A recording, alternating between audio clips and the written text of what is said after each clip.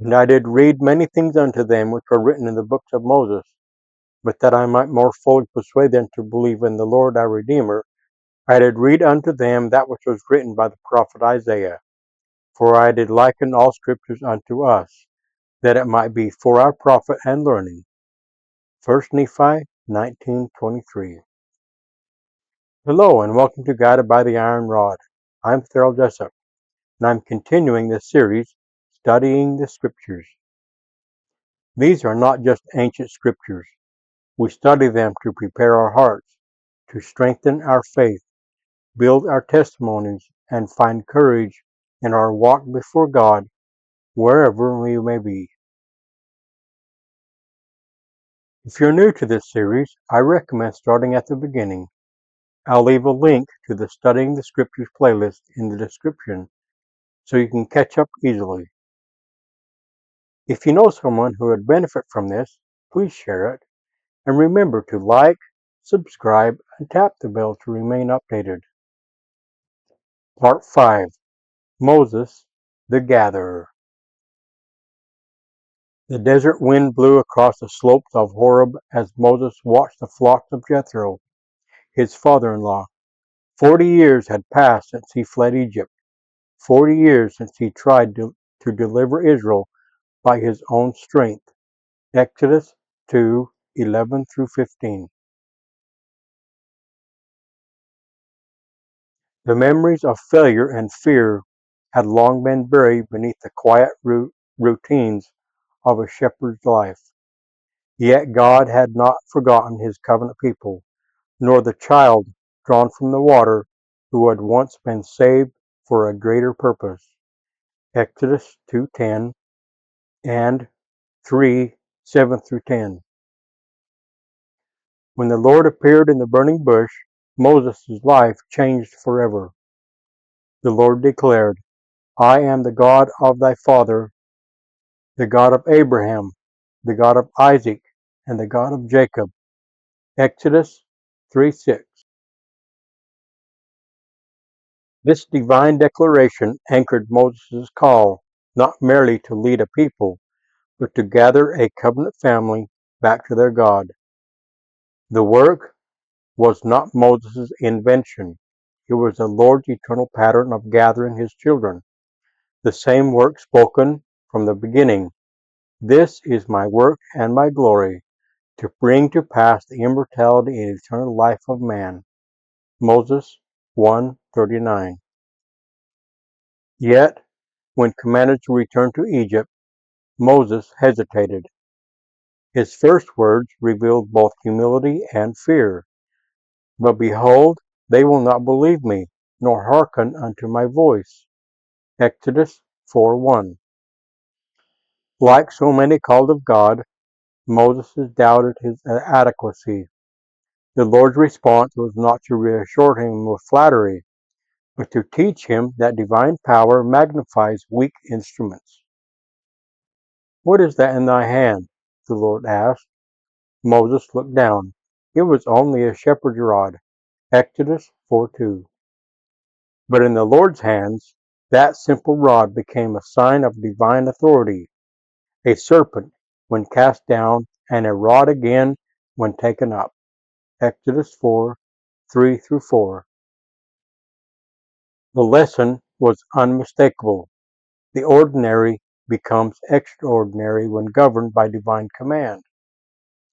The same principle governs all service in God's kingdom. By small and simple things are great things brought to pass. Alma 37:6. The Lord gave Moses two more signs. The leprous hand healed again, Exodus 4:6 through 7, and the promise that water from the river would turn to blood upon dry land, Exodus 4:9. Each sign carried spiritual meaning. The serpent representing the reality of divine power over evil, Numbers 21:8 through 9, John 3:14 through 15, and the healing of the hand symbolizing God's power to cleanse and restore.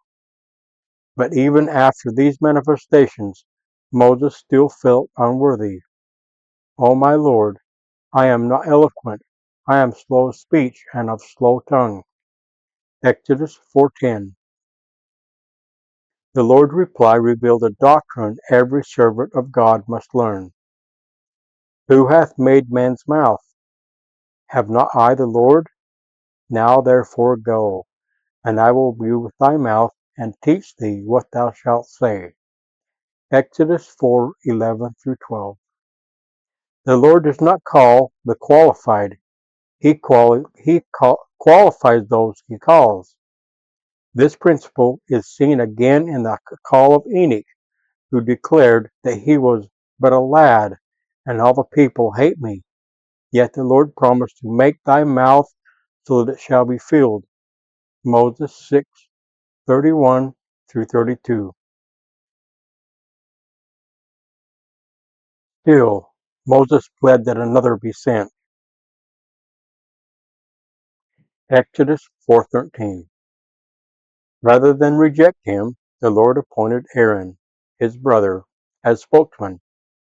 Thou shalt speak unto him, and put words in his mouth, and he shall be to thee instead of a mouth, and thou shalt be to him instead of God.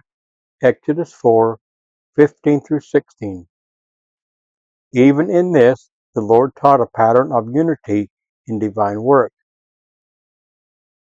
Just as Aaron would support Moses, so must we labor together, each fulfilling the measure of our calling. Doctrine and Covenants 84:109-110. With his fears faced and his role clarified, Moses took the rod of God in his hand and set out for Egypt. Exodus 4:25. The Lord reminded him of the sacred purpose behind his mission.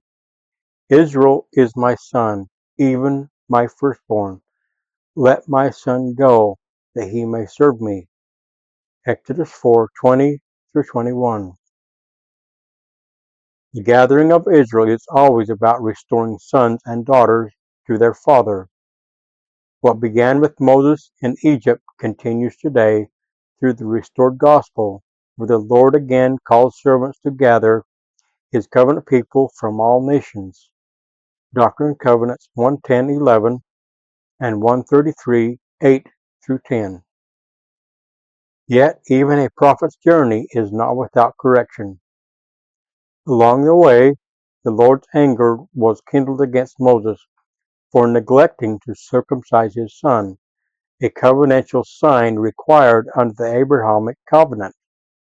Exodus 4:26-28. Zipporah, his wife, acted quickly to fulfill the covenant, and the Lord spared Moses.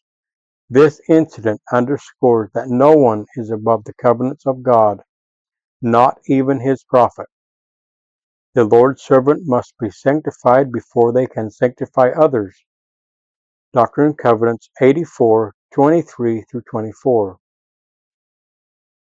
When Moses and Aaron gathered the elders of Israel, Aaron spoke the words the Lord had given, and Moses performed the signs before the people, and the people believed. And when they heard that the Lord had visited the children of Israel, they bowed their heads and worshipped. Exodus 4:30-31. Faith took root. The Lord's work of gathering had begun, not by the arm of flesh, but by revelation, covenant, and faith. In Moses' call, we see our own reflection.